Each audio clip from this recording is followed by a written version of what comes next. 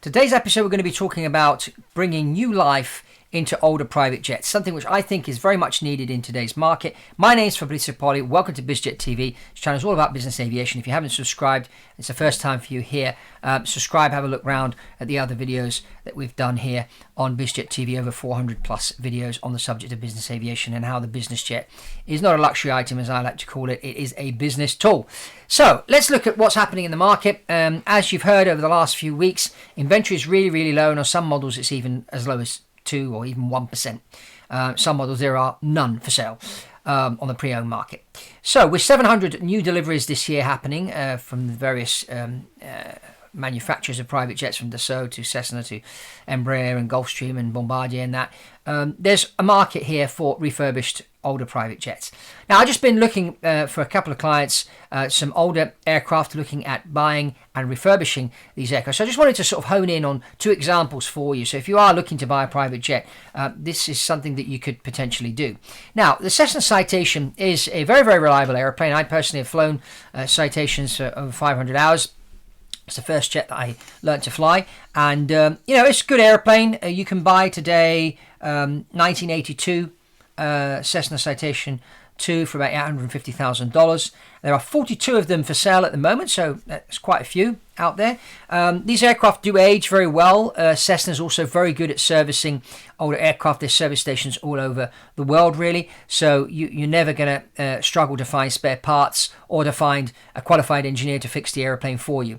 So that's really good. But when you're buying an airplane like a 1982 Cessna Citation II with 6,500 hours, you really need to do a thorough pre-buy inspection, boroscopic check on the engines, make sure the flaps and that are in good condition. And I would buy an airplane like this. I'd take the interior out, I'd put a brand new interior in there, put Wi-Fi, take the avionics out, put Garmin avionics in there, so give it a nice modern feel, give it a nice paint job, and now your airplane's ready to go.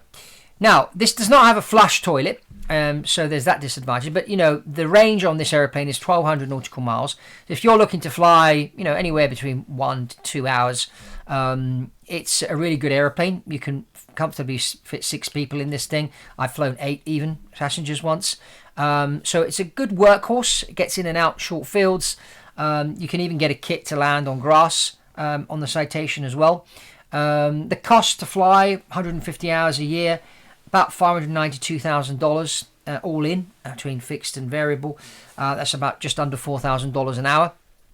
So, it's economical. If you do refurbish it, like putting new interior, Wi-Fi, avionics and that, you spend probably around just under $1 million. But, this thing will work. It will work well.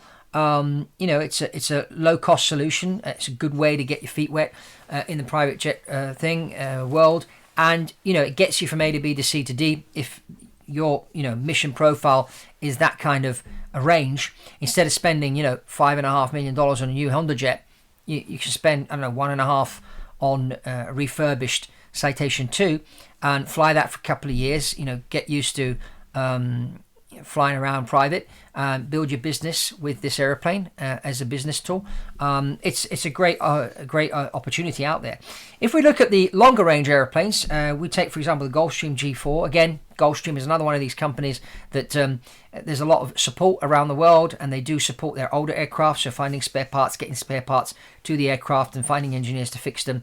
That's it's very reliable. So when you are looking to buy an older airplane and do a refurb, you want to make sure that the manufacturer is behind it, or that there is enough support out there in the spare parts market and also engineer-wise to be able to fix the airplane if it breaks down. Because airplanes do break down. New ones break down, old ones break down.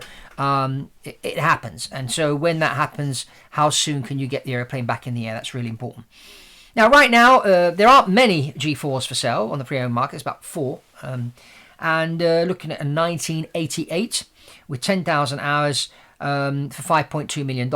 Again, these are aircraft that you can take the interior out, put a new interior in, Wi-Fi, upgrade the avionics if you want to, landing gear engines, paint job. There's so many things that you can do. You can also do things in stages. And I'd certainly do the avionics and the interior if the interior hasn't been done recently. Sometimes on the interior, you don't have to put a complete new interior in there. You just need to touch up on the seats, maybe change the carpets. So you'll find maybe you're spending $80,000-$90,000 on the interior instead of spending maybe $800,000 on a brand new interior. So again, it depends on what you're buying. So a thorough pre-buy inspection is certainly something that needs to be done on the engines, on the whole thing really, going through the records.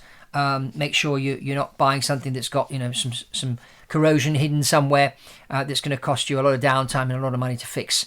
So these are things you need to look at. Now, this aeroplane has 3,700 nautical mile range, so it's good coast to coast. Depending on the wind and that, it can get you across the Atlantic as well in one hop, or if not, you have to stop in between. But it's a good coast to coast airplane in the US, or if you're in Europe, you're wanting to fly to the Middle East from Europe. It's a good airplane, or flying around Europe, and it's got quite a lot of space. You can carry 8 passengers quite comfortably in the G4. How much is it going to cost to operate? About 250 hours, costing you about $1.8 million, which equates to about $7,200 an hour. So that's what it would cost you to fly a G4. But again, a very reliable machine. You can do upgrades on it. It's fairly economical, and instead of spending 30 million or 25 million on a newer jet, just 5 to 6 million, add a bit more for the refurbishment, so call it 7.5, depending on what you're buying. But $7.5 million, you've got yourself an airplane that can go coast to coast, refurbished. And most people get on the airplane, they see the paint job outside, they see and smell the new interior and with the Wi-Fi and everything and that, they think they're on a new airplane. So it's a very good buy. So these are just 2 examples, but there's lots of others out there that you can do.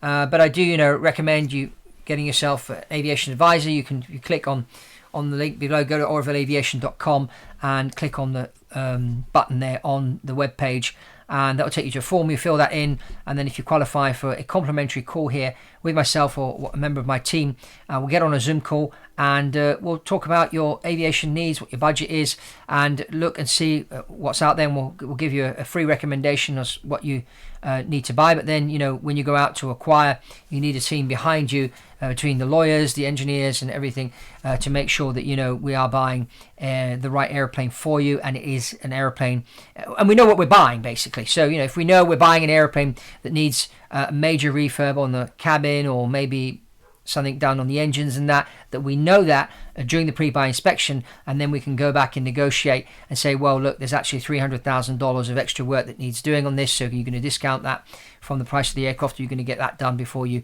hand it over to me. All these kind of things are important.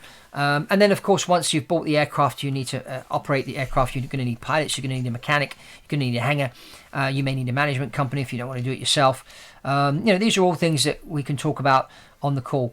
So that's really it from me here, and you want to check some of the comparison videos we've done here on BizJet TV, comparing one airplane to the other. That's also interesting and fun to watch. And if you haven't subscribed to BizJet TV. And that's all from Fabrizio, Poli, and I'll see you on the next one.